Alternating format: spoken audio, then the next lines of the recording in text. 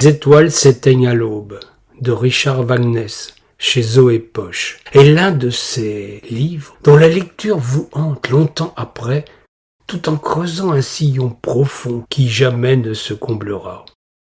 Sans rien dévoiler d'une histoire que je vous laisse l'immense bonheur de découvrir, je vous offre un extrait qui naturellement se déroule auprès d'une rivière en compagnie des draveurs.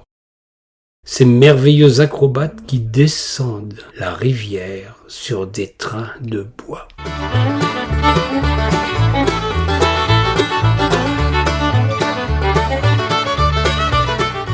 Jimmy et Frank étaient descendus dans le sud pour rejoindre la vallée du Nechtchaco. La moitié des hommes avaient été embauchés par une compagnie d'exploitation forestière. Tandis que les hommes abattaient et sciaient les billots, les deux camarades devinrent draveurs. Ils travaillaient sur des flottilles et formaient des estacades en vue de la longue descente de la rivière jusqu'au moulin assis de Parson Gap.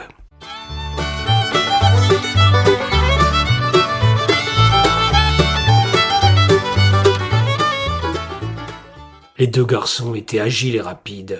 Le travail pour eux devint un jeu. Ils se servaient de grandes gaffes pour en faire des triques avec lesquels ils se battaient, luttant pour ne pas perdre l'équilibre à cause du roulement des billots.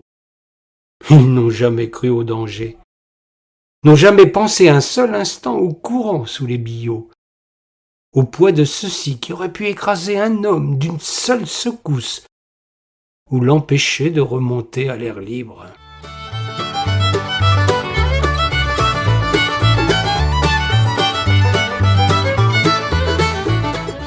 Ils aimaient la rivière, ses ondulations de serpents d'argent, l'odeur. Ils aimaient sentir tout cet espace libre autour d'eux, les arbres, les rochers, et leur succession d'escarpements de montagnes vertigineuses qui encadraient la vallée de la rivière. Le ciel suspendu au-dessus de tout cela était riche de promesses, et les jours débordaient de l'énergie du travail et du frisson de la drave.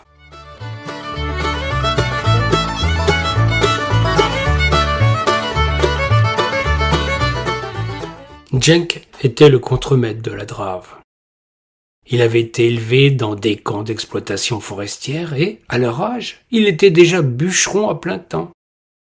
L'homme aimait leur côté bravache, le sang-froid qu'ils apportaient à l'art de la drave, et il encourageait leur joie et leur exubérance. « Ici, un homme prudent meurt !» leur avait-il dit. « Il faut être joueur comme une loutre et robuste comme un ours. C'est ce qui sauvera votre peau dans ce boulot. »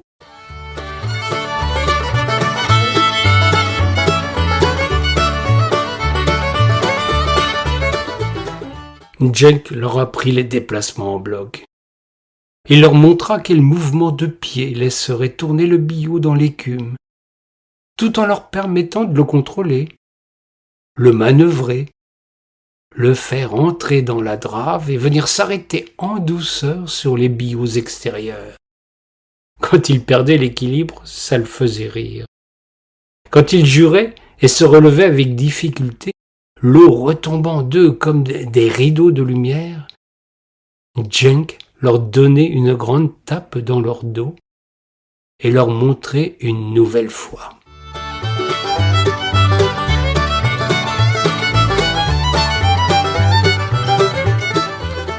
Le contremaître était rapide.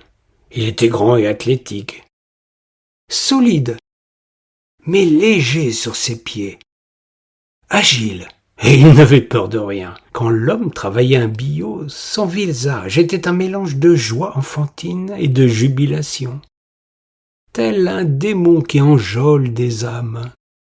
Et plus il faisait tourner vite un billot, plus son visage s'enflammait de passion. Les deux adolescents apprirent à l'imiter.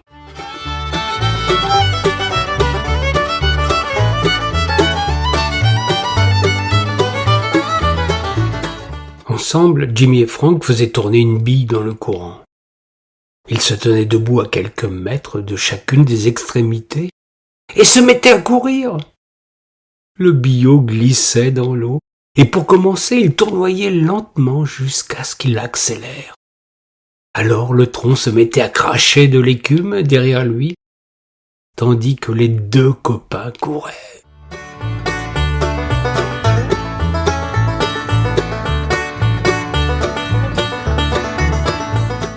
Ensuite, ils échangeaient un regard et inversaient le mouvement.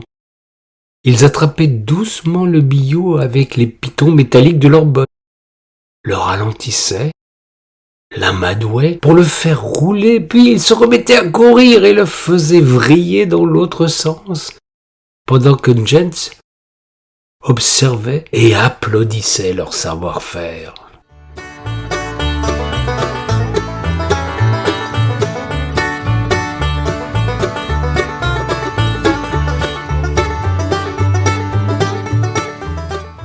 Ce qu'ils faisaient devenait une danse.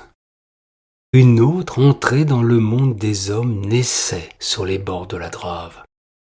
Tous les deux s'attaquaient à la rivière, leurs billots à leurs pieds. La danse du bois sur l'eau, cette sensation légère d'être en suspens, en apesanteur.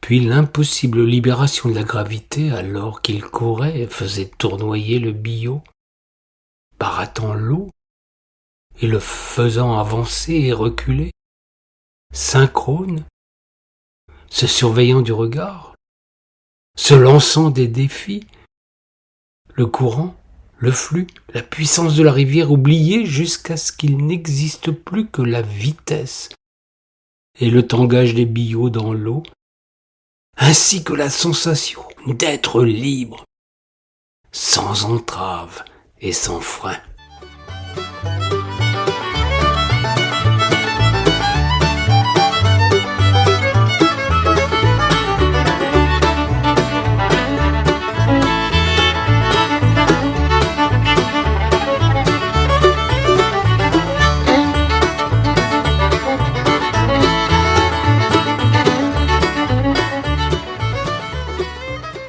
J'avais très envie de vous faire découvrir ce roman par le petit bout de la lorgnette et de cette aventure sur la rivière.